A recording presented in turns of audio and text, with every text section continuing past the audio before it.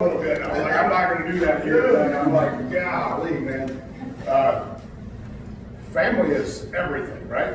I mean, that's why we're here, because I wanted all of you to be with me in this moment, okay? Leaving the Air Force is like Aubrey, Ryan, Micah, all my family, when I left you guys, right? That's like leaving my family and all my friends behind. Now I have to leave it again. And it's not fun, you know what I mean? Like, I've been doing this for a very, very long time.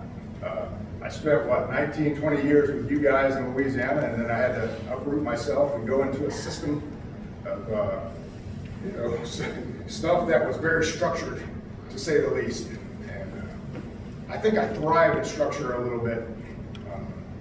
It's always kind of been ingrained in me, obviously.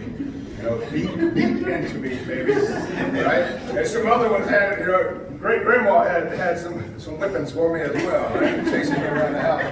Mama, you didn't whip too much. You gave me a lot of love, and I appreciate that. So, to have you here, especially, for you to be here, and for me to miss out on great grandma and being gone, that hurt. Grandpa Johnny, I was able to be here for, Papa Earl and stuff, and I'm glad I could make it for that. But when Grandma died, that hurt a lot, and I couldn't be here for that. And I think that's one of the things that I hate the most, is that I couldn't be here for you guys. That thought was always in me constantly, that I couldn't see. I grew up with a lot of you guys, my cousins and aunts and everybody, and even my friends. You continue to grow, and here I am gone, and everybody's still living their lives, and yet I have to make a different life, right? And try to come back and see you when I can. And for my friends, we've kind of lost contact quite a bit, right? But I've never forgotten you, believe me. I've not forgotten you. You've always been on my mind. I mean, you're a big part of how I was growing as an adolescent, right? We got in some trouble, but we stayed out of trouble a lot too, right? So every one of you, every single one of you played a part in how I grew up, and my ways of thinking, and how I treated people. Right? Treated people in the Air Force. I always looked at them as, you're a person just like me. I don't care if you have less stripes than I do. I mean, you're a person. For me to be able to lead you, you got to be able to trust in me and have faith in me and look at me as an individual to say, I can trust him because he sees me as something else, right? I would do what he tells me to because I would follow that. I want to be that, right? And I've had good leaders to follow in their footsteps to kind of lead me and say, okay, there's the structure part, here's the compassion part, and all that good stuff. So, Pew, I don't know if I've led you very well. I've had some medical concerns coming up. I'm getting old. We're getting old, right? We're getting old a little bit. I've had some surgeries here lately, and it's kind of my main reason for really pushing me out of the Air Force. I think I would have stayed. Chief, I know you were like, get out, go get a great job, make some money, and I think I still would have stayed, because it's been a great career. I don't think I would ever change my choice of careers. Right? I maybe maneuver different ways sometimes within that career to make some more rank, but I can't complain for where I've been. There's been some scary situations, right? You hear about some of the things that they read off, and you hear a lot of weapons stuff and this and that. I've been in other situations as well. It wasn't always just weapons. And then when you do talk about the weapons, it was more than that for me. It wasn't just teaching you how to go out and aim a weapon and shoot. It was teaching you the theory behind why you need to carry that weapon, and how you play a part in that defense of that base, and how you fit into the squads and the flights and everything else. And that's especially what I've tried to relay to Red Horses, because they are an entity that goes out and they're self-sufficient. They should be able to secure themselves on that base, and that's scary. I mean, you got a lot of young people that come in Red Horse that have really maybe never even touched a weapon for quite a few years, and they've got to be their own security. So how do you teach somebody that, So Texar Pew and I, we put together teams and teach ground combat. It's very, very basic, but hopefully if it saves somebody's life down the road, we've done our part, right? If we can just save a couple of lives, or a base even, right? That's what it's all about. So, but getting back to family a little bit, you know, Grandma, I love you to death. I want you here forever. I don't ever want you to go anywhere. I will buy you $100. Okay? That makes you stay around, and if I gotta go kick the Saints in the butt and come on TV or go make you some recordings, I'll do that for you. But I love you. I'm so happy that you're here. And I'm sorry that I'm not here enough.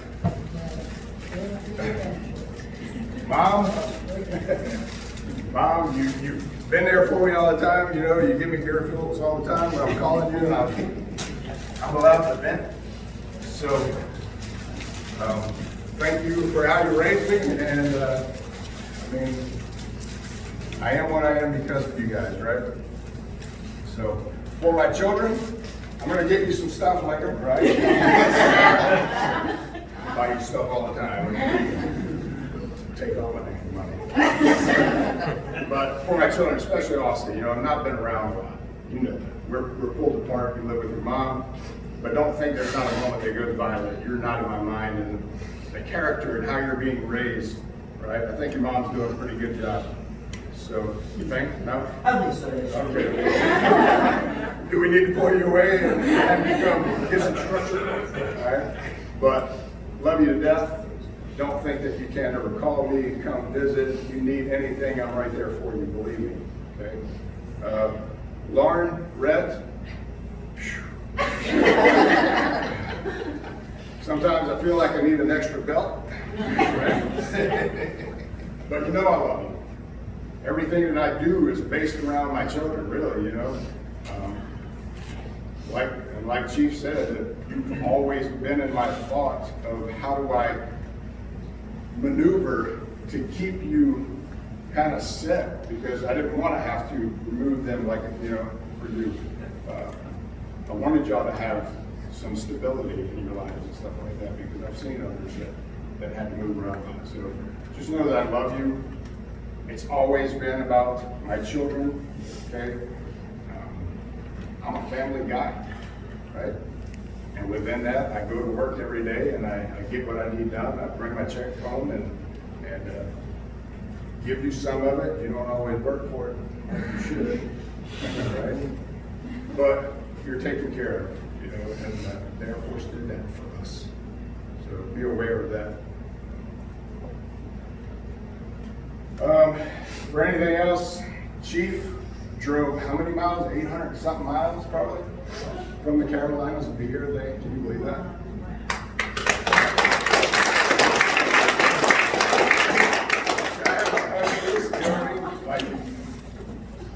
This woman has taken care of me the past 8 years. You know, all these deployments we go on, there you are. Or Chief McPherson even, there he is, right? So I see her and I got a job for you. She wasn't lying. I got a job for you. I'm like, where is that? Oh, you know, Pentagon, Virginia, whatever. And I'm like, traffic? You know, traffic, politics? No, that ain't me. So, but thank you. You know, thank you for getting me into Red Horse, because once I got into Red Horse, I was able to do my job.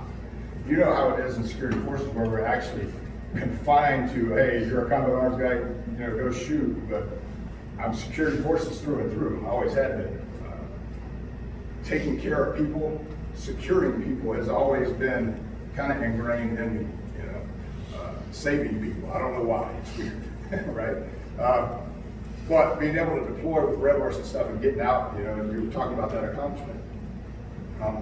That time, you know, we went through almost 2,000 people during that deployment with me, and I had several jobs to take care of. One person, me, I was worn out. On top of that, flying to all these locations on little bitty helicopters and all that stuff, you know, kind of doing it alone, and it was kind of sketchy stuff. And that was probably the best time that I've had, you know, and I kind of credit my guys back there in the back for, I've never felt scared anywhere I was, not to mention God, right? Because God comes first, and when you feel safe, if I die, I know where I'm going, right? But also just being able to get around and know that I'm going to be all right. I'll make it through. Been through some sticky situations before, and I'm going to be all right.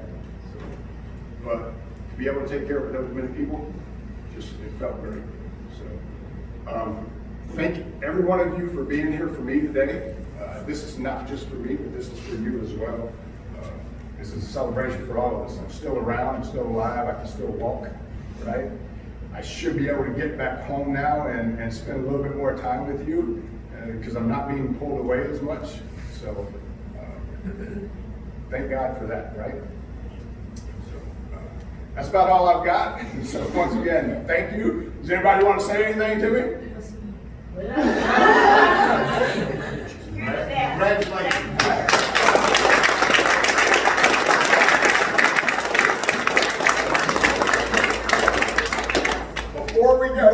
Before we go, we have to keep in mind the social distancing and stuff today. Right? I want my grandma to have like 5 masks on right now. So, but before we go, if you're not going to stay, right? So we're going to be released. The commander and I will go out this exit here. If you're not going to stay and eat, we'll greet you at the door. Once that's done, Chief's going to release you guys by a couple tables at a time so that we're not all in mass back there grabbing food and stuff. So take it back to your table. Just be cognizant, right? I don't want to lose any of you. So wash your hands, wipe your face, move your tongue. Once again, those guys in the back, right? These are all supply folks. That's Sergeant Newman, Tech Sergeant Vinegar, Staff Sergeant Ball. Thank you. Thank you. They drove from Herbert along with the commander, and then my troop drove along with Tech Sergeant Pugh all the way from Herbert to be here. They're going to turn it around and go back today. So.